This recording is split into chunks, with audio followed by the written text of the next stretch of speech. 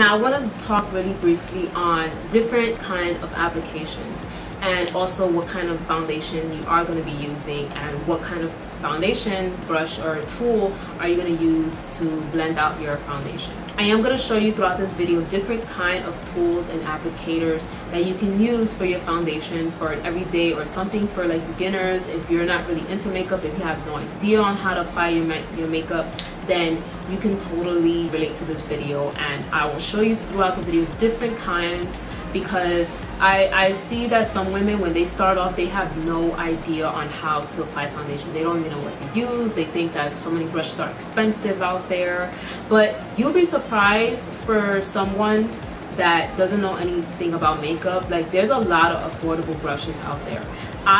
For one, I did not know how to shop for makeup. I had to watch videos. I didn't know on how to apply my foundation, and I now look back on it and I say to myself, like, wow, like my makeup was pretty cakey. But now that, you know, I've done makeup on different people and I've studied makeup, and I didn't go to school for makeup, but I'm planning on going to school and getting my certification, I can say now, like, foundation is like the most simplest thing to do, and you'll be surprised on what you can use. Let's talk about brushes. Alright, so there's so many brushes out there. I'm not even kidding. You can use so many brushes for a lot of things. And when I say brushes too, like, it depends on the brush that you do buy. It depends on that and how you use it, because I personally, like, as a makeup artist, I do use different brushes for different purposes. I don't just use it for one purpose. So I'm going to show you guys here this brush called a stippling brush. Now I do show you up close on how the brush looks, and this one is specifically from Coastal Scents. I love this brush. This is like my favorite foundation brush as of now. I do like applying it with a foundation that is liquidy. Depending on the viscosity of that foundation, you want to be more freely when you're applying your foundation. Like, when I say that, you want to hold the brush not here. You don't want to do it here or have your hand here, because what happens is it's going to look very streaky, and you're going to get in there to the point that, like I said, depending on the viscosity, if it's liquidy, you're going to see streaks. You're going to see lines, you're going to see marks. The foundation's not going to look even and flawless. So you want to hold the brush to this angle all the way almost to the end. I know it seems crazy, like your brush can easily fly off your hand depending on how heavy-handed you are, but I am heavy-handed, so like I do dip into my eyeshadows really hard. I do blend my makeup really buff. I buff it out really hard. So you want to hold it to a specific angle. A makeup artist from MAC, she did teach me how to use this brush. I hated this brush in the beginning, but after she showed me how to use it, and depending on the size of the brush, I was like, yo, this is like my favorite thing. Like, I love it. What I show you in the clip is how I blend it out and how seamlessly and how flawless it looks on your face. It will come out really great when you wash your brush all the time. If you're gonna use foundation every day, wash this every night. Like, at least wash it when you come home from work or school or something like that. Or if you have time, wash it right after.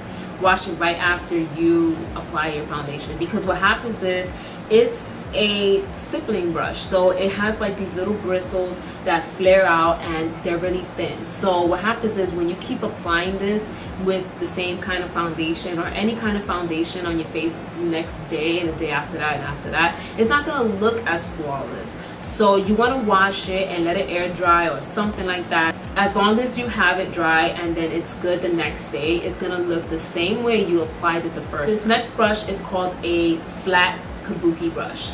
This doesn't say the name on it. This is also from Coastal Scents. This one, it was not a lot of money. You can go to Coastal Scents and they have so many affordable brushes.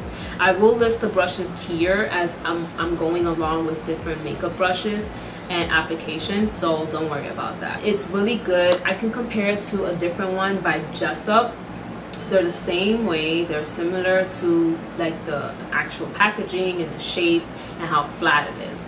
And they both are dense as well. You want a brush that's dense. If you want a flawless finish, then you want a denser brush. Now this one in particular, I like this one a lot. But the thing is that it works It works for me and then it doesn't work for me. Like I said, it's better if you wash your brushes right after you apply your foundation, because they just work so much better when they're cleaner. As I show you here in this clip, I show you guys how I apply it with this foundation brush, and it makes your face look so nice and flawless. And something about this brush that makes it much easier to apply your foundation. They also have one for about $3, and this one is from e.l.f. Cosmetics. This one is the powder brush, and you see how flat and so spread out. It's really, really soft too. So these brushes are really good for your face. They're very soft, they're not too hard.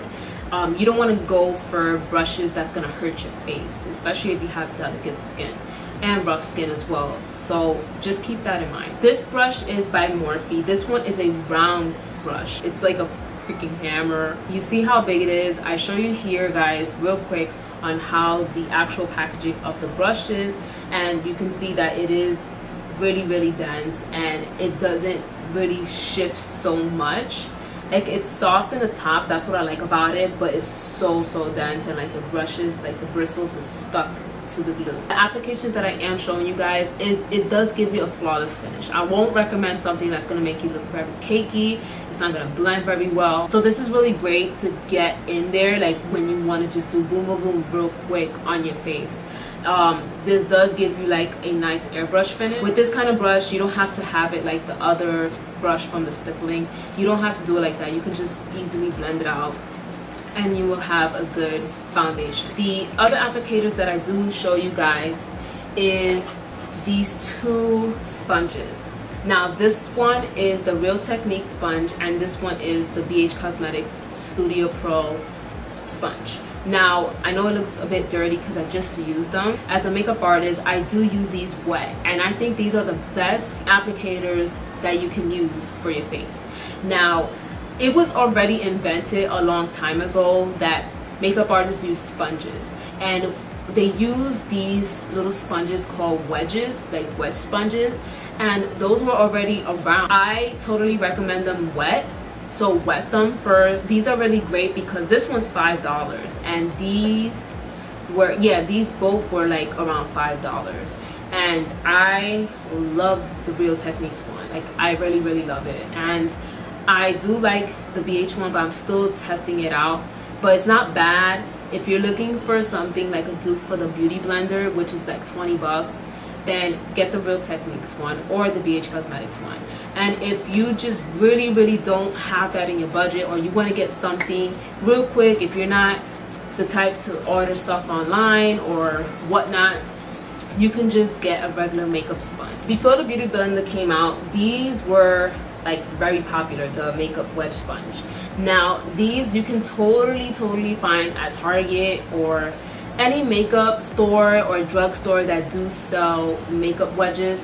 Now those, they come in a big bulk pack. Like, they come with like maybe 20 to 30 depending on which one you get. I get mine at Ricky's, and they're so affordable. They're like under $5, and if you got a discount, like a makeup artist discount, then you get it for cheaper. Now these are different than the one over here.